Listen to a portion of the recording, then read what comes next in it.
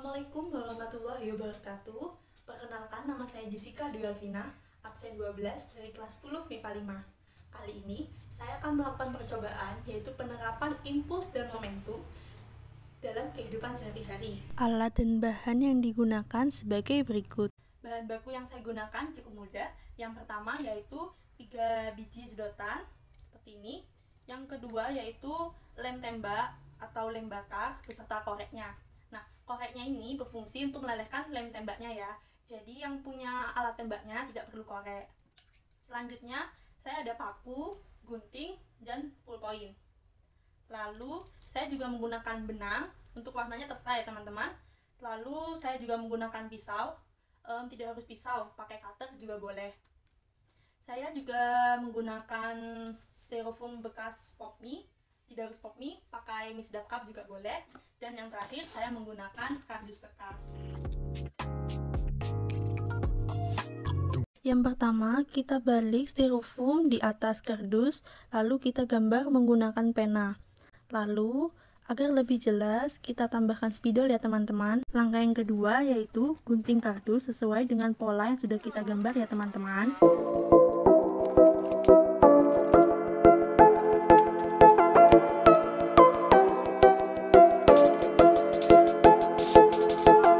Langkah yang ketiga yaitu pastikan kardus sesuai dengan lingkaran atas styrofoam ya. Langkah yang keempat yaitu kita menggambar pola lingkaran dengan ukuran lebih kecil dari pola lingkaran yang telah kita buat dari kardus itu ya. Dan inilah hasilnya.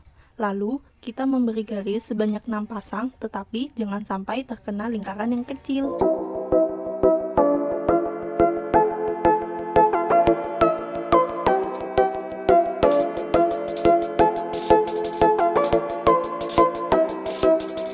Langkah selanjutnya yaitu kita memotong sesuai dengan pola garis yang telah kita buat.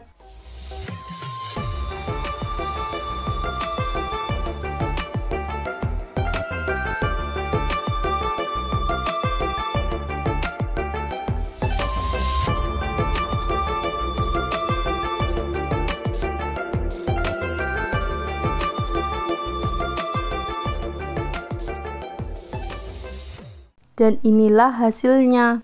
Langkah selanjutnya yaitu kita menggambar lingkaran yang lebih kecil pada lingkaran yang belum tersentuh pena dan belum terpotong. Dan potong lingkaran yang paling kecil. Langkah selanjutnya yaitu rekatkan kardus pada bagian atas styrofoam menggunakan lem tembak.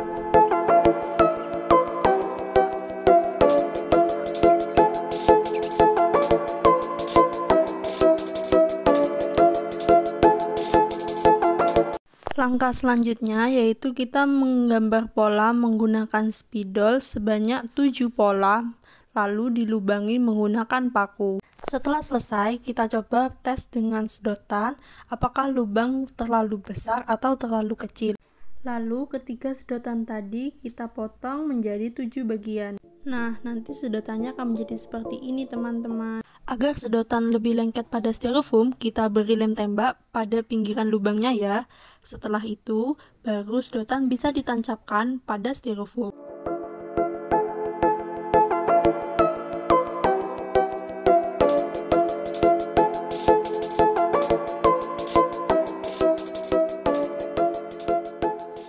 Supaya nanti styrofoam bisa digantung pada paku, saya memberi penghantar berupa benang ya teman-teman.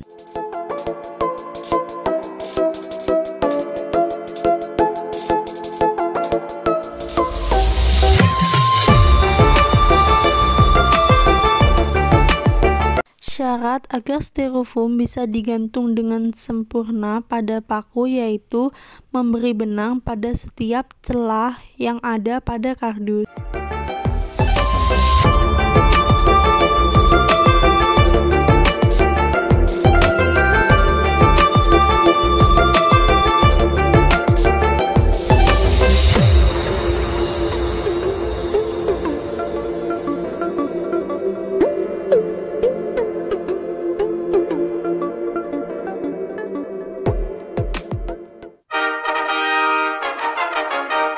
Pada percobaan pertama, saya mengikat benang pada paku, Lalu saya ikat kembali menggunakan karet warna.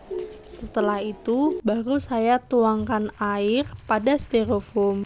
Dan hasilnya gagal ya teman-teman. Pada percobaan kedua, saya langsung menali benang pada paku tanpa menggunakan karet warna. Setelah itu, saya menuangkan air ke dalam styrofoam tanpa memegang styrofoam terlalu lama ya. Dan percobaan kedua ini berhasil. Nah, setelah saya melakukan percobaan, saya dapat menganalisis mengapa percobaan pertama saya gagal, sedangkan percobaan kedua saya berhasil. Yaitu, pada percobaan pertama, setelah saya mengikat benang pada paku, saya mengikat kembali menggunakan karet warna.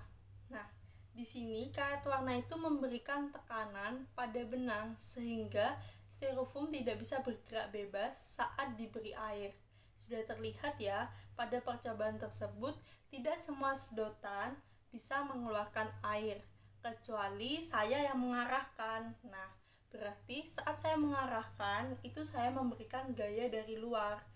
Juga karet warna itu memberikan gaya dari luar, sehingga percobaan itu gagal dan tidak termasuk pada hukum kekekalan momentum. Nah, sedangkan percobaan saya yang kedua ini berhasil karena saya tidak menambahkan karet warna di atas benang. Setelah saya selesai mengikat, saya langsung memasukkan air ke dalam styrofoam. Dapat kita lihat, air dapat keluar dengan lancar melalui sedotan. Bukan hanya 1 atau 2 sedotan saja ya, tapi semua. Dan air yang keluar itu kecepatan dan jumlahnya kisarannya sama. Dari sini kita dapat belajar bahwa hukum kekekalan momentum terjadi apabila jumlah momentum benda sesudah dan sebelum terjadi tumbukan itu sama, asalkan tidak ada gaya dari luar yang mempengaruhi. Nah, percobaan saya ini tidak hanya menggunakan hukum kekekalan momentum saja, tetapi masih ada hubungannya dengan hukum ketiga Newton, yang isinya tentang F aksi sama dengan F reaksi. Nah, percobaan saya ini yang melakukan aksi adalah saya, yaitu menuangkan air ke dalam styrofoam. Nah, sedangkan reaksi yang diberikan yaitu air keluar dari sedotan. Oh ya, percobaan saya ini juga membuktikan adanya gravitasi, yaitu jatuhnya air ke bawah. Nah, bagi kalian yang masih bingung bagian mananya sih yang termasuk hukum kekekalan momentum, saya jelaskan ya. Pada video percobaan saya, yang termasuk hukum kekekalan momentum yaitu pada saat sebelum dan sesudah saya menuangkan air. Nah, sebelum saya menuangkan air, momentumnya itu 0. Dan setelah saya menuangkan air dan air sudah tidak tersisa, momentum juga 0. Dan yang kedua, pada saat saya menuangkan air penuh, air yang keluar dari sedotan itu pasti lebih banyak daripada bagian akhir itu ya, yang airnya tinggal sedikit, itu pasti air yang keluar dari sedotan lebih sedikit. Nah, kalau saya tutup menggunakan tangan atau menggunakan alat, itu yang lebih susah dihentikan yaitu pada saat air banyak daripada pada saat air sedikit. Cukup sekian yang dapat saya sampaikan, kurang lebihnya mohon maaf. Terima kasih. Wassalamualaikum warahmatullahi wabarakatuh.